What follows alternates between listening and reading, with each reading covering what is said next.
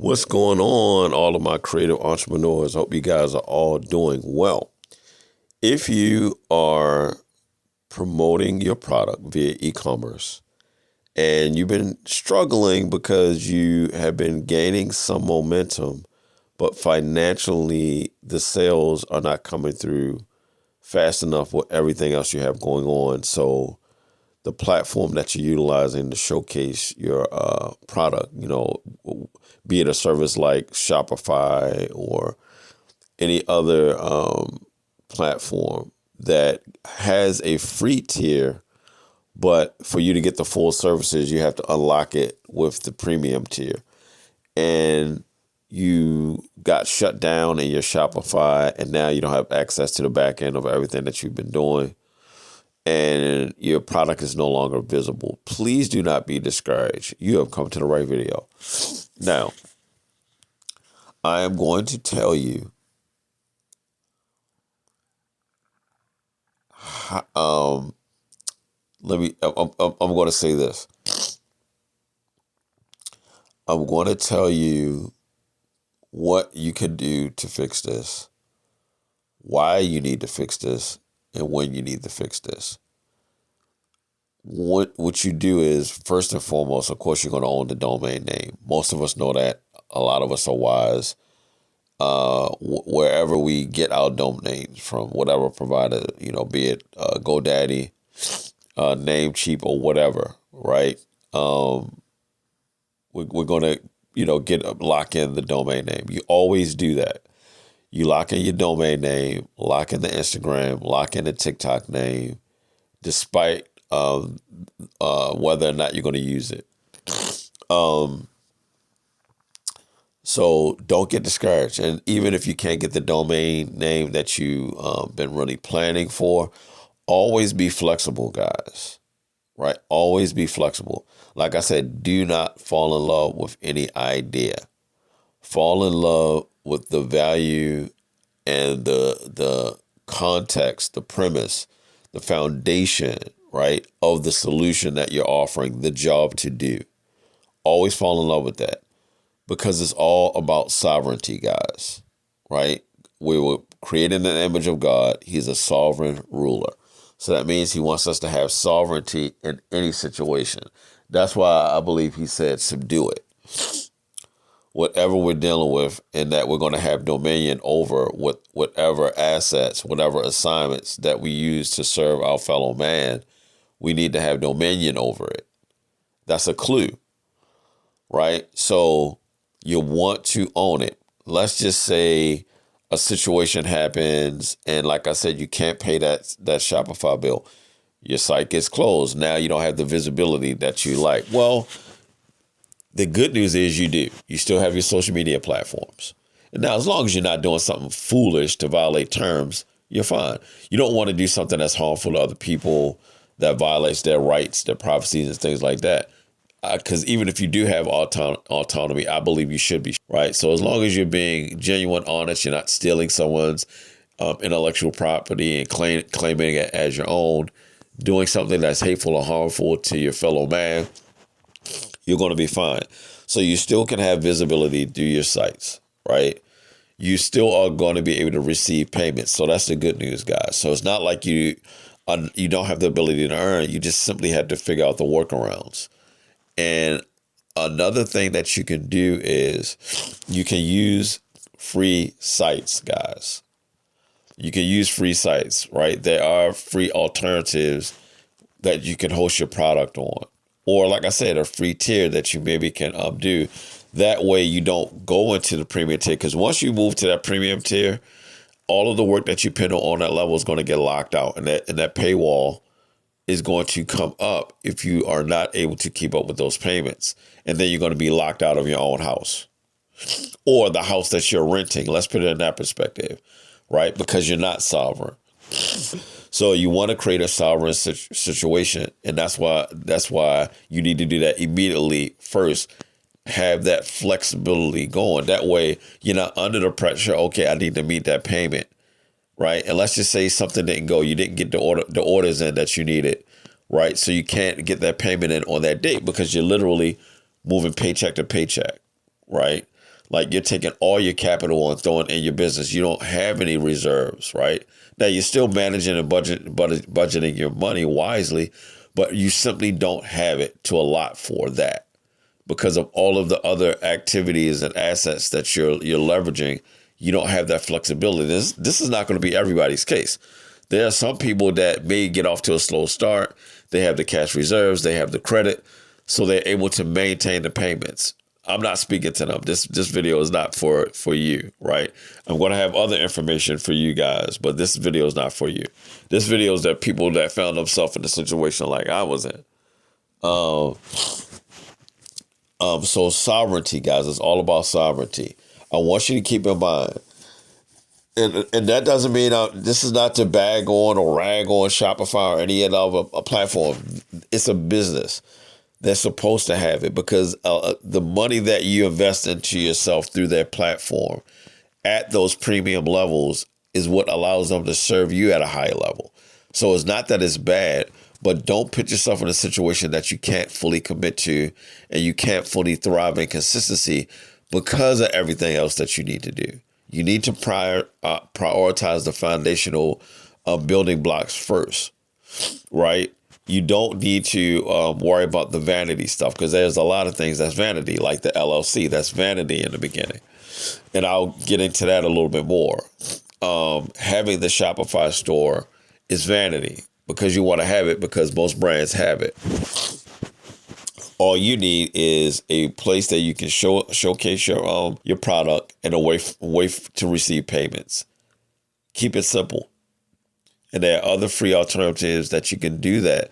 Now, once you get the cash flowing and you're profitable, yes, move it to the Shopify. Why? Because they have excellent features. And it does make the systems of your business a lot more easy, right? As a platform, Shopify is amazing. So don't get it twisted. As platforms, Facebook, YouTube, TikTok, all these platforms are amazing. But you need to create sovereignty. Have your own digital assets where you have your own streaming, whereas though you're leveraging those platforms to drive the traffic into your IP, right? Where you have sovereignty, right? You can actually have a platform, a streaming platform that you're utilizing Amazon Web Services with, right? The same thing that these platforms are doing, you can do, guys. Everything is being democratized. That's what I want to put in your head. Sovereignty, think sovereignty. Own everything. Protect everything, right? Own everything and nothing at the same time. I'm not a tax expert in any of that stuff, but you want to get with tax experts, right? Like Carlton Dennis and his mom, right? Financial experts like Garrett Gunderson, right? So you can learn how to leverage life insurance, right? Turning your family into the bank. You get what I'm saying? There's ways that you can protect yourself. And like I said, I'm not poo-pooing the LLC, but in the beginning, all you need is a sole proprietorship and an EIN, which is free, by the way. The EIN is free, right? Some people thought that you had to pay to get an EIN. No. What you were being told is you get the LLC first, then you get the EIN. So you thought that there was some sort of barrier there. There never was. You can obtain an EIN for your business as soon as you become a sole proprietor, right? And if you're in e-commerce, your seller's permit is free in most states. I need to do more research into that, but as it stands in my state, it's free. So I believe that will be the case in most states, whereas though you can obtain the seller's permit from the comptroller's office of your state, right? The seller's permit, by which you would then use that. I'll talk about this in another video, to obtain your resale certificates, right? This is what allows you to create wholesale accounts or professional wholesale accounts. Now, some wholesale accounts, you don't need to have that registration number as far as the resale certification. And the seller's permit is your registration number that you would utilize to obtain the resale certificate, right? Some sites don't require that you have that, but basically what that does, that allows you to be tax exempt, and you're not going to have that tax on the goods that you're investing in for retail, right? Or wholesale, whichever one you're doing. I don't, you know what I mean? I can't get into all of that. Like what I'm finding, and I'll do some other videos on the direct to manufacturer when it's good to do that, right? And when that makes sense. But not in this video. I just want you to think sovereignty though, right? And like I said, I'm telling you the what. You need to have sovereignty. I'm telling you when from the beginning. From the beginning, guys. If you're doing t-shirts and stuff like that, when you're going out there, you're getting feedback from the public that they actually want that, they will buy that. And it's not just something that's trendy. It's an evergreen staple that you can continue to make money. Like this bad boy can be a core competency, a core product offering for your business that you can leverage year in and year out. Even if you're doing limited time drops for that, seasonal drops, right? And to the point where it becomes a classic throwback, right? But once you get the feedback that the marketplace will absolutely want to buy that, a large number of people, you have to protect it. You have to trademark it, guys. Now, I'm going to give you this tip. When it comes to the trademark, do not try to trademark something that people use all the time. It's not really unique. It's something that they're familiar with. They've been chanting, saying. It's in articles, on sites, you know what I mean, on social media posts, right? And you simply don't see it trademark yet. That doesn't mean that there's an opportunity to do that. Do your due diligence, guys. If it's too familiar, right, chances are it will get challenged. Now, I'm not saying that there are not workarounds, but you don't want to find yourself lying to the USPTO, the trademark office, just to obtain it when it gets challenged, right? Because I actually did see a word mark that got, while it got refused, I guess the attorneys argued that it was a part of their branding. It wasn't connected to the saying that was commonly known, right? For example, "Kissed by an Angel." That's one that I seen as I was helping someone else register that. Now, the way that they probably got the notice of allowance for "Kissed by an Angel" so that they could do the statement of use, right? The proving that it is for their brand.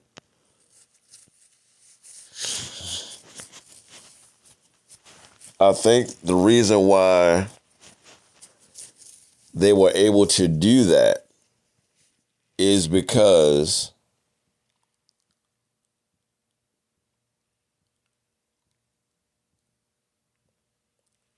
they probably said something like, "Kissed by an Angel," right? When you drink our wines, because it's a wine company that owns that trademark. When you drink our wines, you feel like you've been kissed by an angel, right? So they probably argued that, right? And it was in alignment with their branding. Just like my trademark. Basically, it's in alignment with your my trademark is in alignment with your self-discipline as it relates to practicality. Because people, to me, I feel like put a lens of religiosity on the spirit and the flesh, but really it touches all aspects of your life. And that's the branding. It's basically a mnemonic device that reminds you to make great decisions, right? Whether you're a believer in God or not. That concept of spirituality and the flesh, that wrestle, between your spirit and your flesh is real, that battle. And when you're making higher and more practical decisions, right, delaying gratification, that's where my trademark comes in. But I hope this helped, guys. Have sovereignty, protect everything, own everything and own nothing, which means put your businesses under a trust, which is under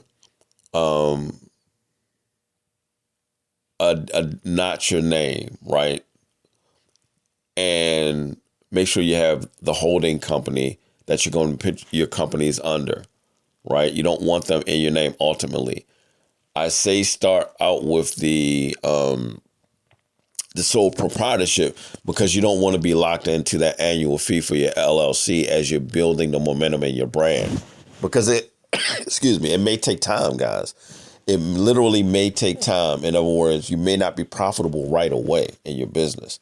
So you don't want to be locked into a situation where you don't have the capital or the time to pay it because you're all in on inventory, marketing, right? Giving out free samples, right? Loss leader, batches of inventory, whereas though you're absolutely letting go, whereas though you're breaking even. You're not making any profit because you want a bunch of people experiencing it, using it, being pictured or videoed wearing it, giving their honest reviews on it. You may have to use those lost leaders, right? So you always want to leverage that, and you need to be sovereign in order to do that. So if you lock yourself into a paid tier of a website to promote your product, if you don't make those payments, they're going to lock you out of the back end. You're not going to be able to get to the work that you've been doing. And you're pretty much going to be handcuffed. You're going to be locked out of your own house because you're renting. Well, not your own house, their house, because you're a renter. You don't own the property. And that's what I mean when I say sovereign. You want to own that house. What do I mean by that? Regardless, you want to be platform agnostic. Whatever platform you're hosting it, you own the domain. So just like you own the domain, right? Many people may not see this video, but case in point, there was a very well-known entertainer that had violated the terms of of Shopify, and they got locked out of Shopify's house. The landlord changed the locks on them, right? Took the site down. But what they did was they pivoted to another platform. Like I said, be platform agnostic. Why? Because they own the address. The traffic was already going to that domain name, right? So I call it renovating the house. So you still have the same address. You just renovated the house. You get what I'm saying?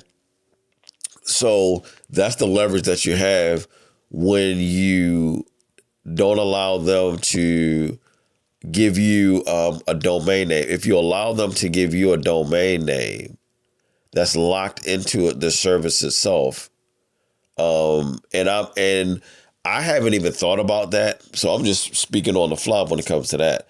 I don't know that that's a thing that happens, but I imagine that if you accept someone else's domain name and you don't really have total autonomy over that domain name, that once they shut the platform down when you don't pay the premium, you may lose access to that and you may not be able to move it to another platform, right? So that's why owning the domain first, whereas though even if they shut down the platform, you still got the domain name. And you can simply point the domain name to another platform where the traffic is still being driven to your address, right? So you didn't change addresses. It's the same location, but you renovated the house. Now you're on leveraging a different platform. And that's what I mean being sovereign. You know, you're not beholden to something, right? And that's pretty much, I'm going to be going a lot deeper into these concepts. I can't go as deep, so I know I'm going to have to write a book and create a course to go deeper. But at least I wanted to let you guys know the what you need to do, have more sovereignty, why you need to do it, because it doesn't allow you to be caught in a situation where you're handcuffed, right? Where you can't move, right? Where your momentum has been impeded. You don't want that. Where you're bottlenecked, right? By an outside force. You don't want that. And when you need to do it, you need to do that immediately. You need to have the awareness and have that mindset going in, because you might find yourself in a situation sinking a lot of money in. Like I said, I got refused. One of my it got refused. Like I said, the trademark, right? If I'd have sunk thousands and thousands getting that particular mark that I was attempting to own and have registered, if I would have got that well known, they would have refused it, and now everybody can jump on it and sell that same shirt and hoodie on Etsy, Amazon, right, eBay, off the legwork that I put in, right? And that's not what I'm looking to do. I'm looking to be sovereign in the United States over the things that I come up with, right? So it's good that that one got refused. I totally let go of that one, guys. I'm talking about I took down the product images, took down the videos, and I invested some money into that, right? I had sales, reviews, and everything, right? Because I wanted to, of course, when it comes to the statement of use phase, I wanted to be able to show that this is a real business, it's tied to a real brand, and has a right. And so that's it, guys. I just wanted to get on here. You know, I like to do these, unscripted videos. And once we have that momentum, of course, guys, like I said, I'm keeping my word. We're going to have a lot better production. You guys are going to see me on camera and all of these things. I just wanted to keep showing up every week for you guys and to just share something with you to put in your minds to let you know that I'm saying the same thing. So even when you see my refined, more polished production videos, you can come back to these old videos and see that I was on the same old thing. See that I kept showing up for you guys, right? And I didn't make excuses about what was going on in my life for me to not share this value, these things that I've figured out. So I'm only sharing the things that I've done with you guys, and that's the pattern. I go out, I solve a problem for myself, and then I actually give you guys the awareness. And that's all my brand is about. That's what the Russell D. McClain brand is about. Right. I fought for years to figure things out. It hasn't been easy, but it's absolutely been worth it by the grace of God.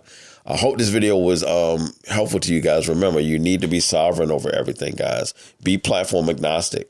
There are free alternatives for you to actually put your product out there and receive payments, right? And once you're profitable, then get into the premium tiers. Don't get yourself locked into something that you can't finish, and then it shuts your operations down from nowhere. And then now you don't have a way to professionally take payments. So now people don't trust you and everything because you're using a business cash app. Now, don't get me wrong. If you got a cash app under your business name and it is a business, leverage it. Don't let people talk you out of it. You might see a multimillionaire saying, don't accept cash app payments. No, cash app has a business they have a business level that you can switch to under your brand's name. So absolutely, guys, keep Cash App and use that.